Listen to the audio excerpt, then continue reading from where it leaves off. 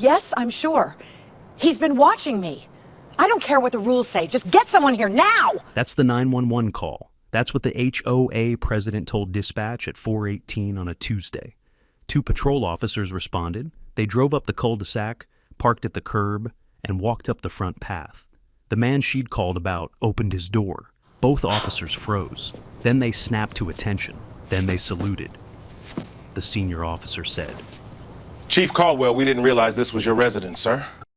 Brittany Stansbury Hawes had spent 8 months calling me anti-community, antisocial, and dangerous.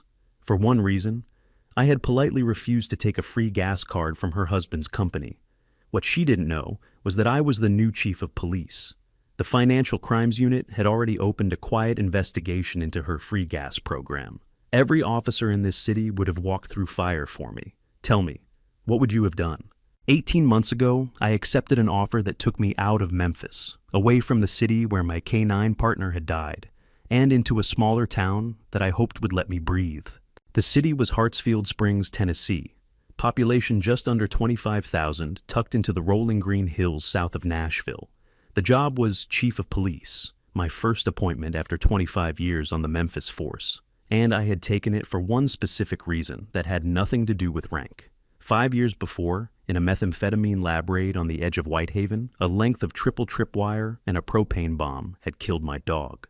Ranger was a Belgian Malinois I had trained from a pup, partnered with for 9 years, and loved like family. The shrapnel from the same blast took a piece out of my left shoulder and a bigger piece out of my sleep schedule. My name is Walker Caldwell. I'm 51 years old, divorced amicably from a woman named Linnea who lives in Chattanooga now and still sends me a Christmas card every year, and the father of a 19-year-old criminal justice student at the University of Tennessee. His name is Sawyer. He is taller than me, smarter than me, and infinitely better at small talk than I have ever been.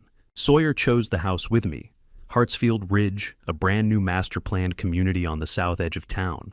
247 homes arranged in cul-de-sacs around a man-made lake, 2 community pools, a clubhouse with stamped Spanish tile, the kind of place where every mailbox is the same color and every lawn is mowed on Tuesdays.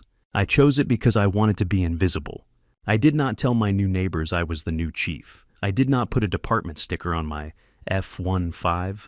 Oh, I did not park a marked unit in my driveway. I wore plain clothes to and from work. I drove an unmarked dark blue truck with civilian plates. I introduced myself to the people on either side as Walker, just Walker, and told them I worked in city government. Both of them assumed I meant zoning. That suited me fine.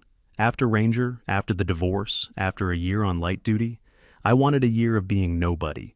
I wanted to come home to a quiet street, a clean garage, and a son who showed up most Friday nights with laundry and an appetite for barbecue. I got about 6 weeks. The first knock came on a Saturday morning in October. I was on the porch with coffee when a white Lincoln Navigator pulled into my driveway, and a blonde woman in a coral linen jacket stepped out holding a small wicker basket. She was 53 or so, heavyset under the linen, polished in the way some women polish themselves when they want you to know that polish is part of their authority. She walked up like she'd done it 100 times. "You must be Walker. I'm Brittany Stansbury Hawes, president of the Hartsfield Ridge Homeowners Association. I brought you cookies and a very special welcome gift." The cookies were lemon shortbread. The welcome gift was a glossy plastic card the color of a dark green olive, with the Sunfield Energy logo embossed on the front.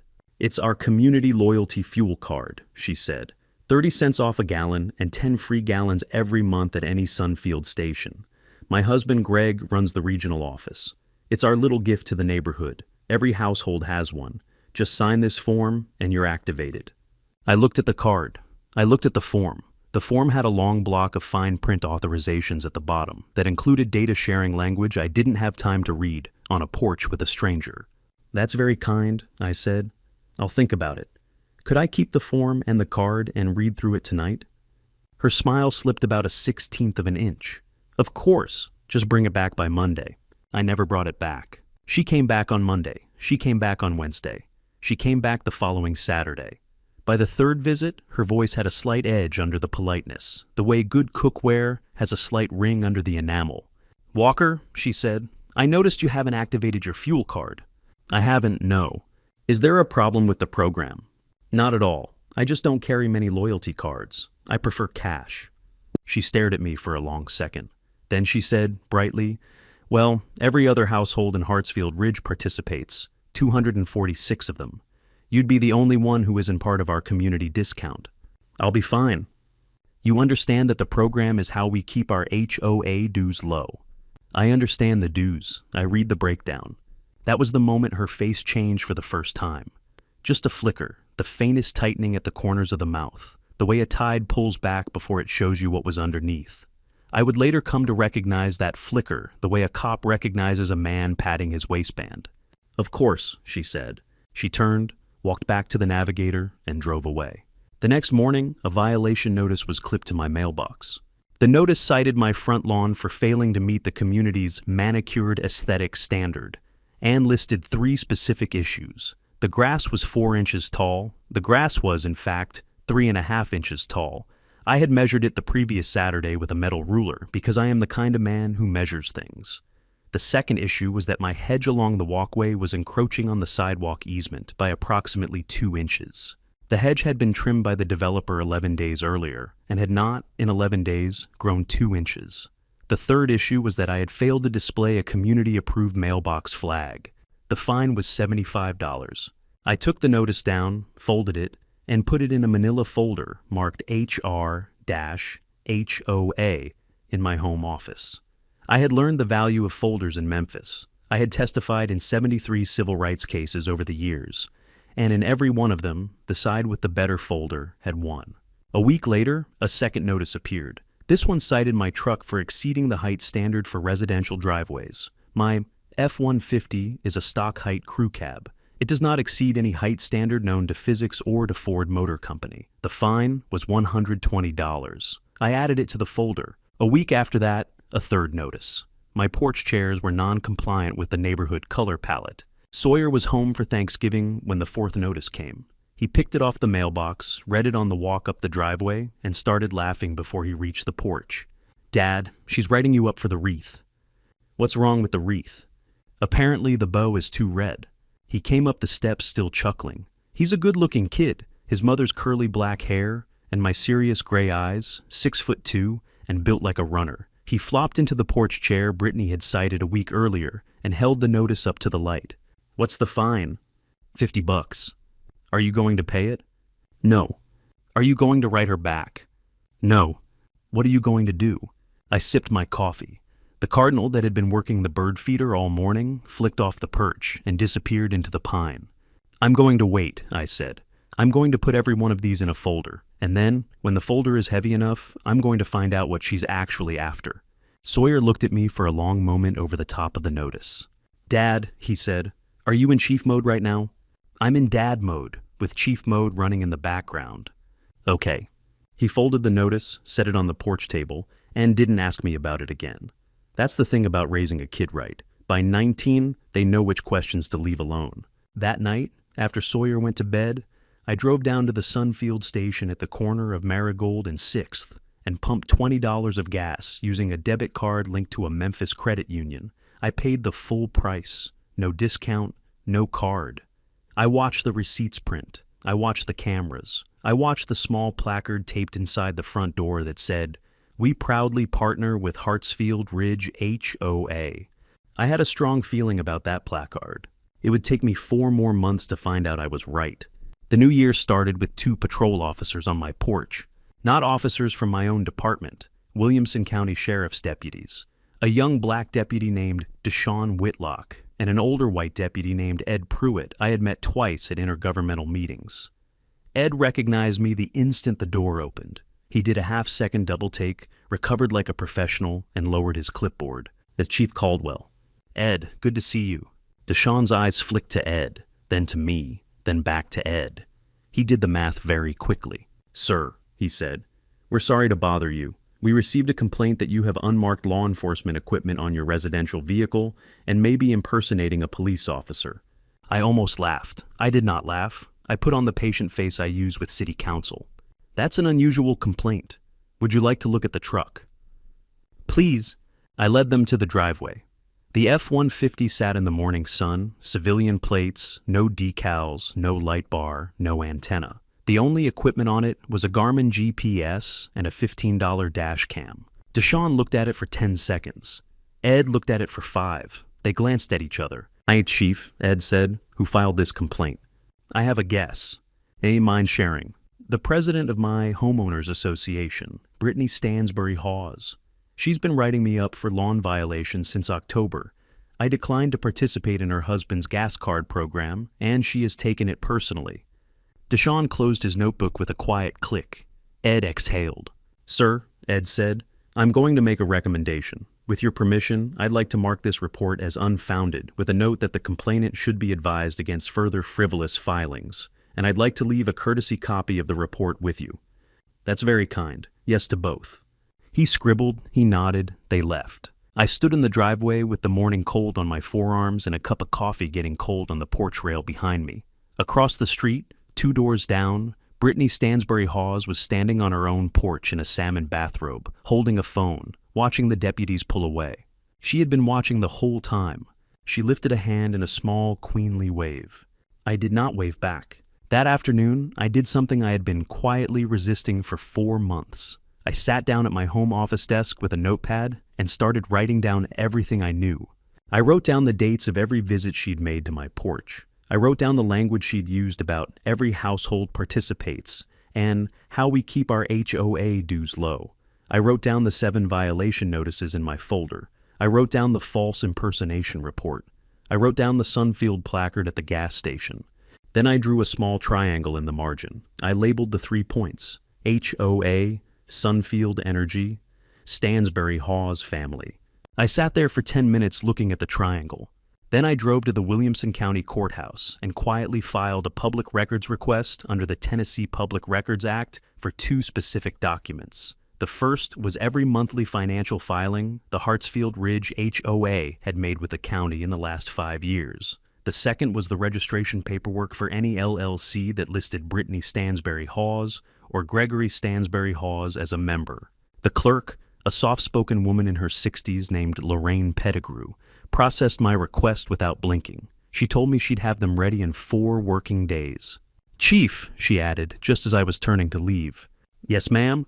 Is this related to anything we should be aware of at the county level?" I looked at her. Small towns are like that. The clerk knows, the clerk always knows. "Not yet," I said, "but possibly soon." She slid a yellow post-it across the counter. On it, in pencil, she had written 1 word: Magnolia. "Excuse me?" "The Shell LLC you'll be looking for. Magnolia Marketing Concepts. Filed in 2020. Sole member, Brittany Stansbury Hawes. It moves a lot of money for a marketing concept." I stared at the post-it. "Lorraine," I said. "Yes, Chief." "How long have you been waiting for somebody to ask?" She looked up at me through her bifocals. The corner of her mouth lifted maybe a 1/4 inch. 18 months. I drove home with the post-it in my front pocket and a feeling in my chest I had not felt in 5 years. The feeling a hunter gets when a track comes off a rumor and turns into a real trail in the dirt. Lorraine had the records ready in 3 days, not 4. She also had a second favor for me that she hadn't mentioned on Monday. "Chief," she said, handing me a thick envelope. "There's something inside the folder I added. You didn't ask for it, but I think you should look at page 11. The folder contained the HOA's quarterly filings, which were public, and the Magnolia Marketing Concepts LLC registration, which was also public. Page 11 was a photocopy of a single page of Sunfield Energy's regional vendor disclosure to the Tennessee Department of Revenue. It was technically restricted information. Lorraine had not technically given it to me. The page that did not technically exist showed that Sunfield Energy had paid Magnolia Marketing Concepts LLC $348,000 over 4 years for community engagement consulting services. Everspo, $348,000. I sat in the parking lot of the county courthouse for 10 minutes reading and rereading the document. Then I drove back to my own office. The Hartsfield Springs Police Department occupies the 3rd floor of a small brick municipal building, 2 blocks from the town square. My corner office looks out across the parking lot toward a hardware store and a bakery that has been making the same biscuits since 1962. I closed the door, sat at my desk, and pulled up the HOA filings on the desktop. The pattern was not subtle. It was elegant, the way a well-built scam is elegant. Every household in Hartsfield Ridge paid $420 a month in HOA dues. Buried in the dues, on a line labeled Community Sunfield Partnership Assessment Fee, was an additional $35. Every house, every month. Whether or not the household actually used a Sunfield community card. 247 homes, $35 per month. That was $8,645 per month from the development. $103,740 per year, just from the assessment. The assessment went into the HOA General Fund. From the HOA General Fund, it was paid out to Magnolia Marketing Concepts, LLC, as a Community Marketing Partnership Consulting Fee in monthly installments of approximately $8,000. Magnolia Marketing Concepts, LLC, then paid Brittany Stansbury Hawes a salary of approximately $78,000 a year. The remaining money, and there was a lot of remaining money because Sunfield's separate consulting payments came in on top of the HOA flow, went to a household checking account jointly held by Brittany and Greg. I leaned back in my chair. I looked out the window. The bakery awning was sagging a little under the morning's first light snow. I picked up the phone. Detective Brennan. Detective Holland Brennan runs my financial crimes unit. She is 43, a quiet woman with sandy hair pulled into a permanent low ponytail, and a former forensic accountant who came to law enforcement after 12 years auditing federal contractors in Knoxville. She is the most patient interrogator I have ever worked with. She once made a mortgage broker cry by simply asking him to walk her through a spreadsheet. "Chief, are you busy?" "No, sir." "Come up. I have something I need you to look at. Bring your coffee." She was in my office in 3 minutes. I slid the folder across the desk. She read it without speaking for 11 minutes. When she finished, she closed the folder very carefully and set her coffee down. "Walker." "Yes." "This is your homeowners association." "Yes." "This is the woman who has been writing you up for your wreath bow." "Yes." "You realize that if we move on this, you are going to be a witness. You may also be a victim. Your name will be in the file, and eventually, in a courtroom." "I know." "You're sure?" "Holland," I said. "She has been quietly stealing $35 a month from 12 elderly homeowners in our city who don't even drive. They have been paying her every month for 4 years for a discount on a gas card they never use. I want you to read me the names of those 12 homeowners." She opened the folder again. She found the page. She read me the 12 names. 3 of them were widows in their 80s. One was a Vietnam-era Navy chief named Roger Halstead, who lived alone with an oxygen tank. One was a woman named Eleanor Sutton, who had taught me at Sunday school when I was 8 years old in Memphis, and had retired to Hartsfield Ridge 2 years ago. I closed my eyes for a moment, then I opened them. "Open the case," I said. "Yes, sir." Quietly. "Yes, sir." "I want to know everything before she knows anything." "Yes, sir." She picked up her coffee, picked up the folder, and walked out of my office. That night I called Sawyer. "Hey, Dad?" "Hey, buddy, got a minute?" "Sure." "How would you feel about coming home a few weekends in a row? I might need a second pair of eyes on a porch." There was a pause on the other end. "Dad," he said, "is this the wreath lady?" "It's the wreath lady." He laughed quietly, then he stopped laughing. "I'll be there Friday." Holland's investigation widened faster than either of us expected. She started with the 12 elderly homeowners. She interviewed each one in plain clothes on quiet weekday afternoons. Every single one of them, when shown their HOA statement, expressed the surprise and quiet embarrassment that elderly people often show when they discover they have been robbed by someone they trusted. None had ever used a Sunfield community card. None had ever signed the authorization. Several had asked Brittany about the $35 line item and been told, in Brittany's polished voice, that it was a neighborhood beautification offset and was non-negotiable. Then Holland turned her attention to the card itself. Here is the thing about loyalty programs. The card is rarely the product. The data is the product. The 30 cents off a gallon is bait. What the company actually collects when you swipe that card at the pump is a continuous data feed, where you bought fuel, when, in what quantity, attached to a license plate they already photographed by ALPR camera in the lot, attached to your home address from the original sign-up form. That data is sold to data brokers, insurance underwriters, and analytics firms. If you ever wonder why a gas station offers you a free card, that is the answer. Sunfield Energy had been doing this for years across every state where it operated. Hartsfield Ridge was a pilot for a specific HOA bundled sign-up model. The community-level sign-up gave Sunfield a clean data set, a tight demographic, and a near 100% participation rate because every household was effectively pre-enrolled via the dues structure. The pilot was being run, on the Sunfield side, by Greg Stansbury Hawes. He was not a regional store manager, as Brittany had told people. He was regional vice president of customer acquisition for the Mid-South. The Hartsfield Ridge program was his project, his bonus structure, and his career. Holland brought all of this to me in a stack of printouts on a Friday afternoon. She also brought the federal layer. The Sunfield is already on a federal radar, she said. For what? Tax fraud. Different case. Different unit. But the FBI's white-collar field office in Nashville has been quietly looking at how Sunfield books its community partnership expenses across multiple states. 43 HOA contracts like ours. 43 Brittany's. Total annual flow in the low 8 figures. By seats. You called Nashville. Yesterday, they asked if we had a state-level predicate we could move on first. Theft, wire fraud, filing false statements. Anything that opens a search warrant on the Stansbury Hawes computers and gives them a federal handoff. Do we have that? Walker, I have 12 sworn statements. I have a public records trail showing assessment money paid to a shell LLC controlled by the woman who structured the program. I have evidence that her husband lied about his title in public neighborhood meetings. I have your Wreathbow notice and 7 others like it as harassment context. That's enough. It is enough. The FBI will take the handoff the day we move.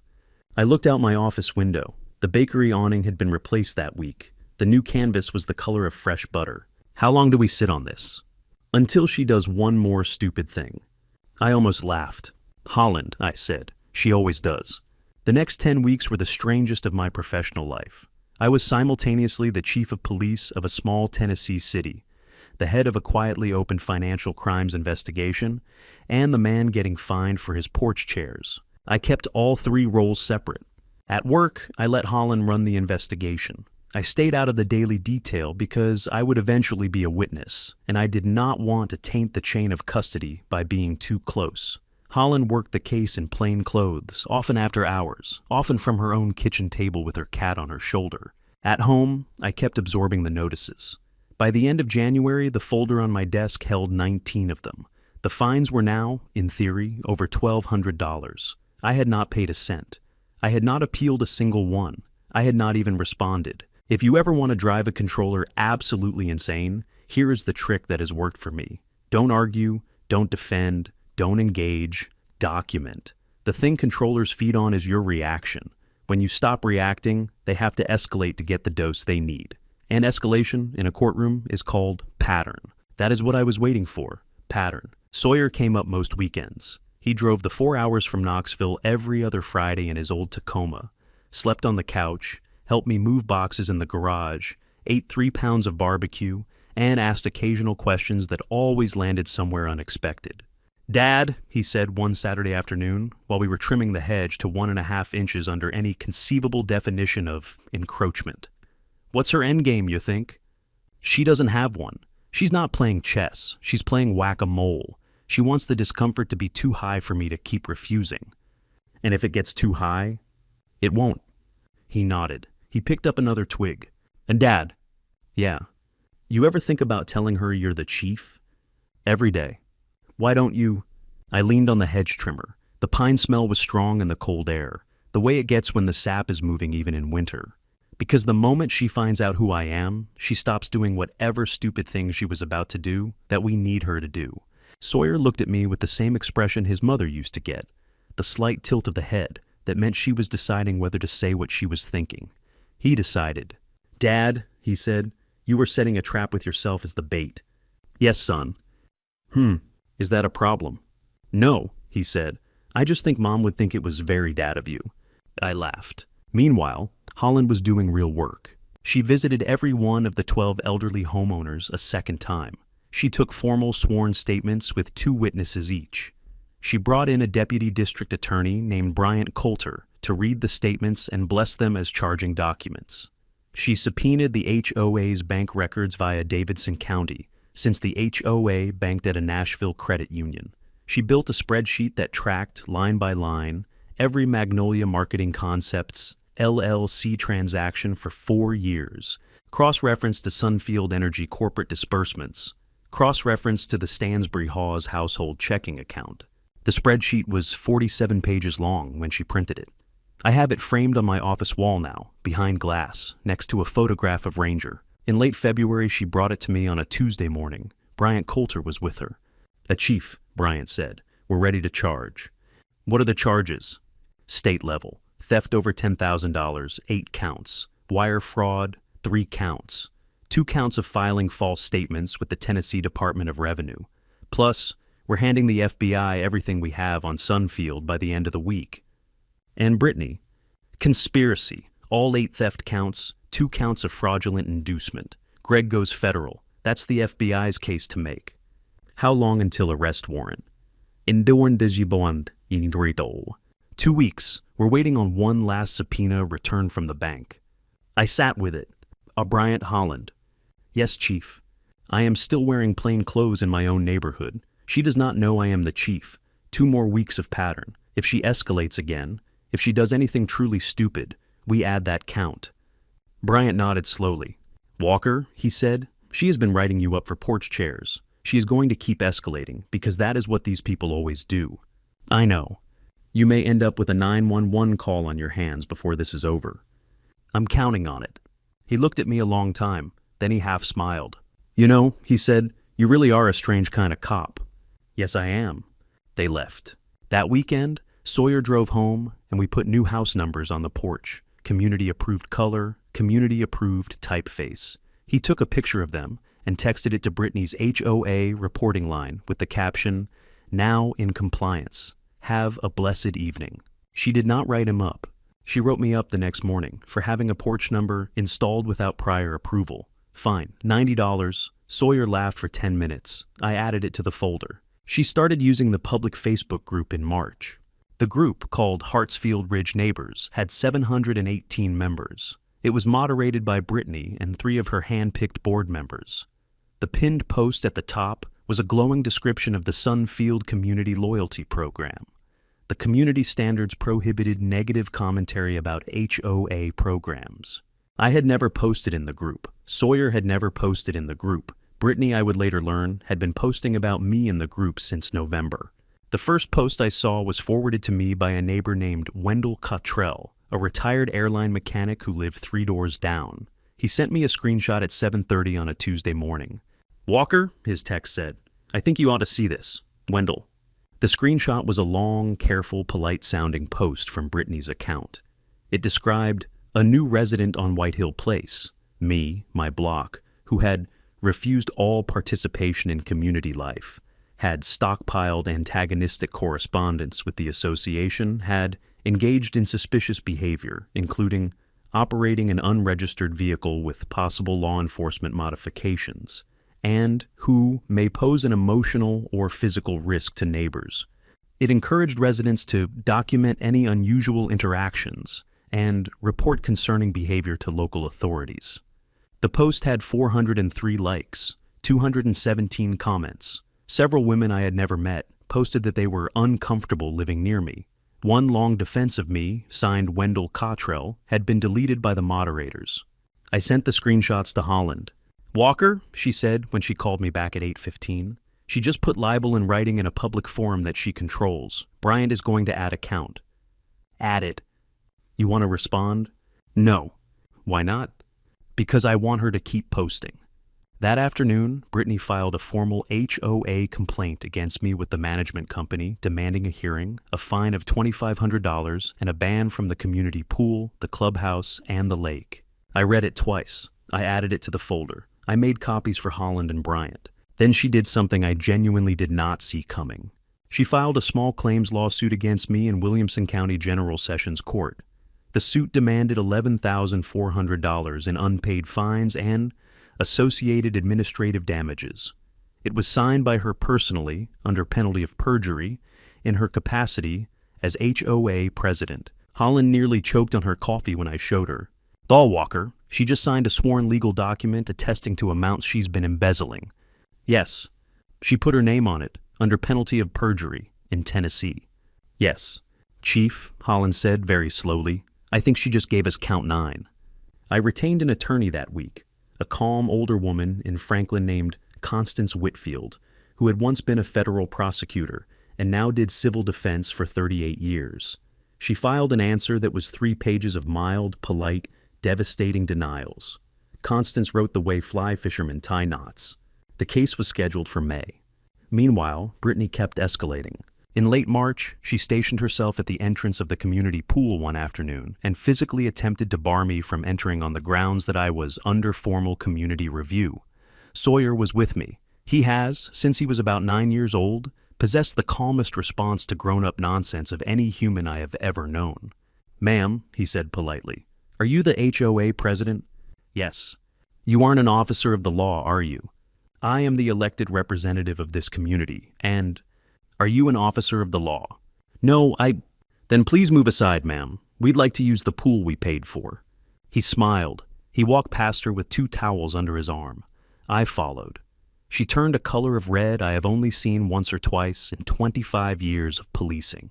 On people who were about to do something they would deeply regret. That night, Holland called me at home. Walker. Yes? The bank subpoena came back. We can move. How fast can Bryant pull a warrant? For her arrest, 48 hours. Hold it. Why, she's going to do one more thing. I can feel it. Give her 72 hours. There was a long pause on the other end. Sir, Holland said finally, if you say so. I said so. 72 hours later, she called 911 on me. It was a Tuesday afternoon in early April. The dogwoods on White Hill Place were just starting to bloom, the kind of pinkish white that only Middle Tennessee gets right. I was on my porch with a paperback I'd been meaning to finish for 3 weeks. The book was a Civil War cavalry biography. The coffee was cold, the afternoon was perfect. At 4:11, my Ring camera notification chimed on my phone. I glanced at it. A white Lincoln Navigator was rolling slowly past my driveway. The driver, Brittany, was on her cell phone. She was speaking emphatically. She did not look up at the porch. The Ring camera does not record audio at that range. I would not learn what she was saying in real time. I would learn it from the 911 transcript 6 days later. The call lasted 3 minutes and 41 seconds. The dispatcher's name was Lacey Burnham. She has worked for our department for 9 years. She is good at what she does.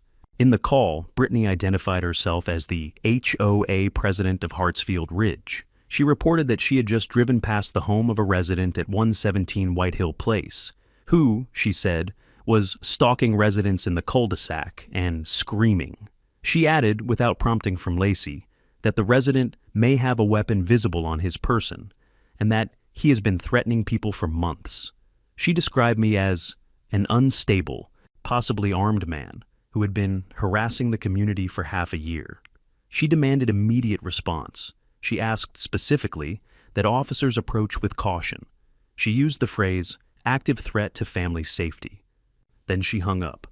Lacey ran the call through dispatch protocol and assigned 2 patrol officers, Officer Quentin Pratt and Officer Tasha Marbury, the closest unit. Quentin is a 34-year-old former military police sergeant with 7 years on the Hartsfield Springs force. Tasha is 29, a graduate of the Academy class of 2021, soft-spoken, and one of the sharpest patrol officers I have ever supervised. They were on a routine traffic detail 2 miles from Hartsfield Ridge. They acknowledged the call. They rolled. Lacey, in the dispatch room, ran the address through the resident lookup system. Then Lacey froze for about 4 seconds. Then Lacey did something that took the kind of professional discipline I will never stop respecting. She radioed Quentin and Tasha and said in a perfectly level voice, "Be advised, the residence is 117 White Hill Place. Approach with normal protocol. The reporting party is not, repeat not, a verified eyewitness. Welfare check only." Quentin and Tasha did not connect the address to their chief. They pulled up to the curb at 418. I watched them park from my porch. I closed the book. I set the coffee down. I stood up. Brittany was already at the foot of my driveway, leaning on the mailbox, arms folded across a pale green spring blazer, smile on her face like a child watching the very moment a piñata is about to break. Quentin and Tasha walked up the front path. I opened the door before they reached it. I was in jeans, a gray Henley, and house socks. No badge, no sidearm. I had been reading a paperback. Both of them froze in mid-step. Quentin recovered first. He was 3/4 through a, "Sir, we received a," before his brain finished processing my face. Then his face did a thing I have seen on the faces of young officers exactly twice in my career. A kind of micro-expression of impossible math, instantly resolved into protocol. He snapped to attention. So did Tasha, half a beat behind. They saluted. "Chief Caldwell," Quentin said. "We didn't realize this was your residence, sir." Brittany's smile collapsed in 3 stages. First the corners, then the eyes. Then everything around the mouth fell at once, as if someone had untied a string. She took 1 step back from the mailbox. I came down off the porch in my house socks and stood on the bottom step. "Officers," I said, "stand easy. Come on up to the porch. There's coffee." Quentin looked at Tasha. Tasha looked at Quentin. They came up the steps. I directed them to the 2 non-compliant chairs Brittany had once cited me for. Brittany was still at the mailbox. Her phone, the one she had used to call 911, was still in her hand. I looked at her over the porch rail. I did not raise my voice. "Ma'am," I said, "would you mind staying right where you are for a few minutes? Officer Pratt and Officer Marbury are going to want a word with you once we sort out a few things." She tried to speak. No sound came out. I turned back to my officers. "Quentin, Tasha, have either of you ever heard of an LLC called Magnolia Marketing Concepts?" Quentin blinked. "Sir? Don't worry about it. Drink your coffee. We have about 90 minutes before Detective Brennan arrives with the rest of it." I sat down. I picked up my own cup. The coffee was, in fact, ice cold. I sipped it anyway. It was the best cup of coffee I have ever had. Holland arrived at 5:48 with the arrest warrant, 2 more deputies, a search warrant for the Stansbury Hawes residence 2 doors down, and Deputy D.A. Bryant Coulter. By then, Brittany had been standing at the foot of my driveway for 90 minutes. She had tried, at mine at 8, to walk away. Officer Marbury had stepped down off the porch and politely asked her to remain available until the call was cleared by a supervisor. At minute 23, Brittany had attempted to call her husband. The call did not connect. Greg was at lunch with a Sunfield regional team in Brentwood, and according to the FBI Nashville field office, was at that very moment being approached at his table by 2 federal agents holding a separate federal warrant. I would learn this later. At minute 40, Brittany sat down on the curb. At minute 55, she started crying. At minute 73, the Channel 4 Nashville news truck rolled into the cul-de-sac. 2 of my neighbors are retired journalists. I do not know which one made the call. I do not need to know. At minute 88, Bryant served Brittany Stansbury Hawes with an arrest warrant for 9 state-level counts: theft over $10,000, wire fraud, fraudulent inducement, and, added that morning at his desk, filing a false police report. The cuffs went on her wrists at 5:53 p.m., in full view of a Channel 4 cameraman, 12 neighbors, and her own porch 2 doors down, where the search team was already going in the front door. She did not look at me. She did not say a word. I stayed on the porch. I had decided, hours before, that I would not stand over her at the moment of arrest. Some moments belonged to the deputies. I let Bryant do his work. I let Holland do hers.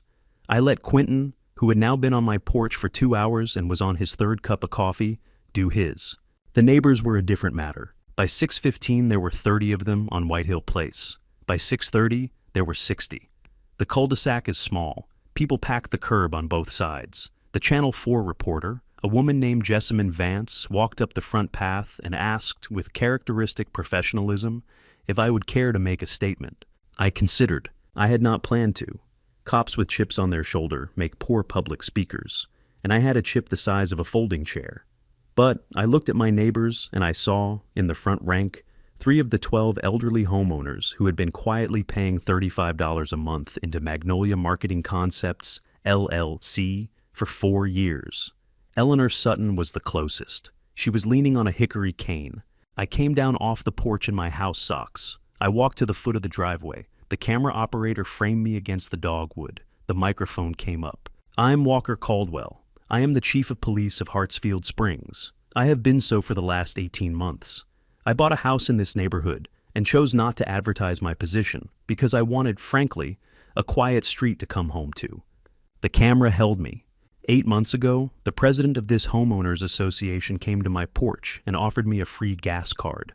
I politely declined. For that declination, I have received 19 violation notices, 1 false impersonation report to county sheriffs, a small claims lawsuit, a libelous post in a community Facebook group, and as of 3 hours ago, a 911 call falsely claiming I was an armed and unstable threat to my neighbors.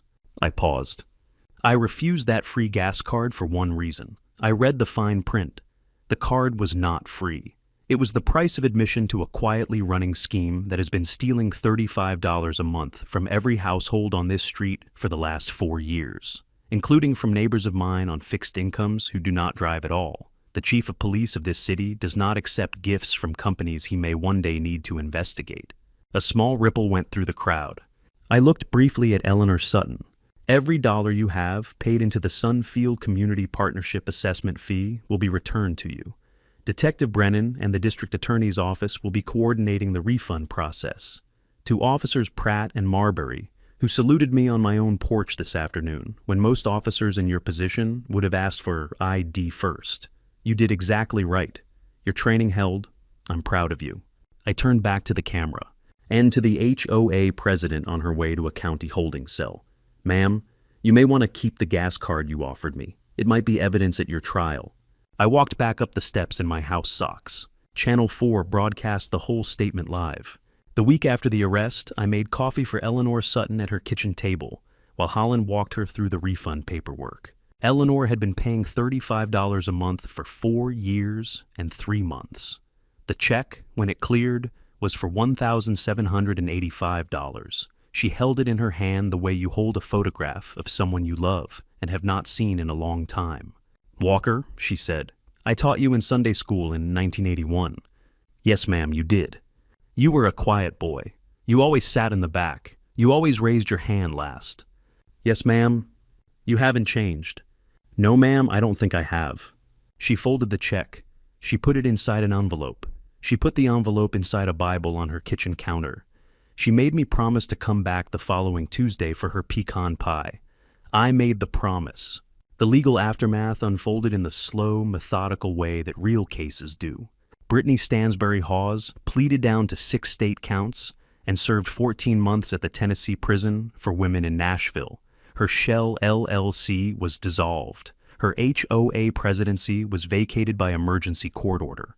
The Hartsfield Ridge HOA itself was placed under receivership, restructured, and its bylaws rewritten to bar any vendor relationship that paid commissions or consulting fees to board members or their families.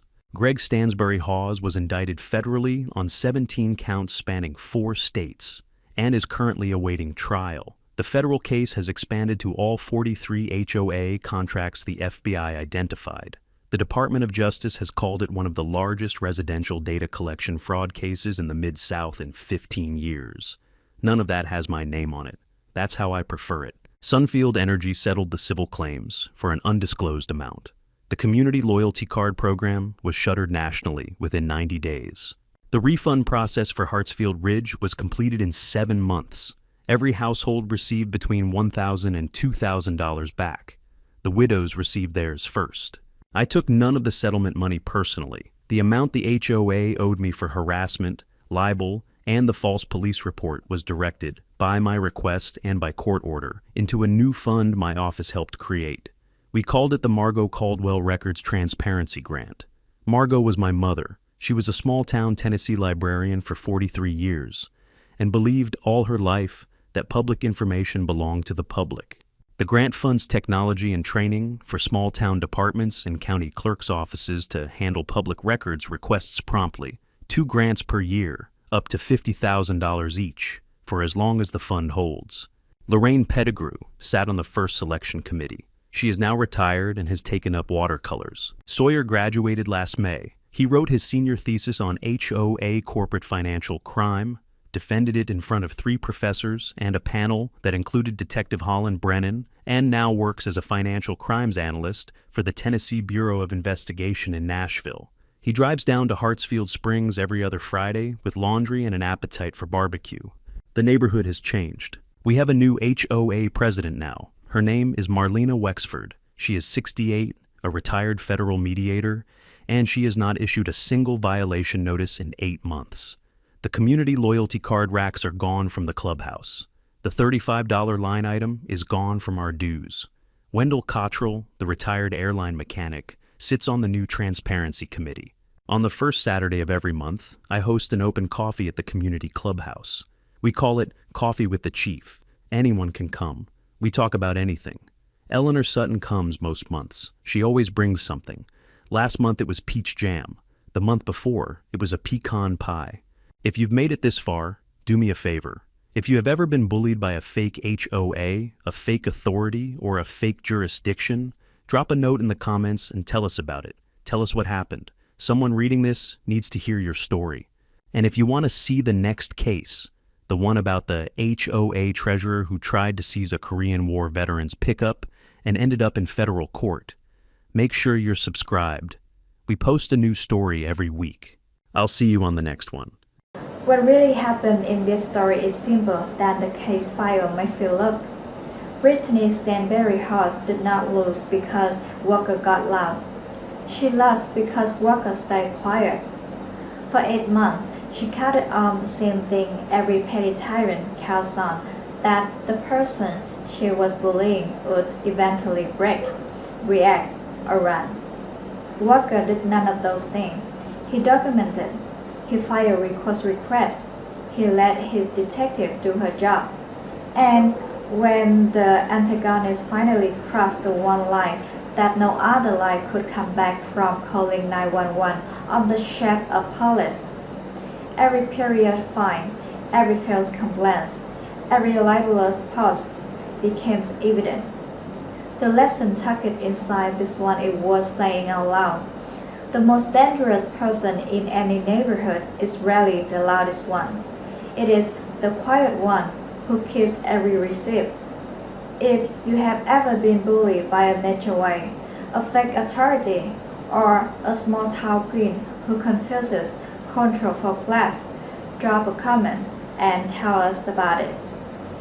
And if you want to see next week's case, the one about the HOA treasurer who tried to steal a Korean War veteran's pickup and ended up in federal court, make sure you subscribe. I'll see you on the next one.